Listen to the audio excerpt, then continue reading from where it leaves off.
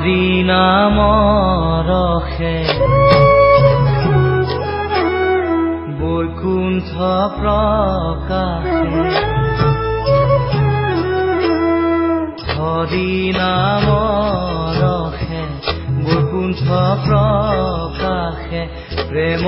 অমৃতৰ নদী শ্ৰীমন্ত শংকৰে পাৰ ভাঙি দিলে শ্ৰীমন্ত শংকৰে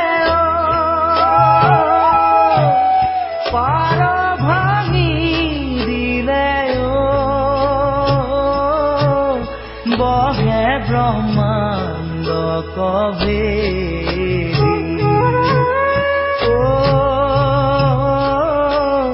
বহে ব্ৰহ্মাণ্ড কভেদি গোবিন্দৰ প্ৰেম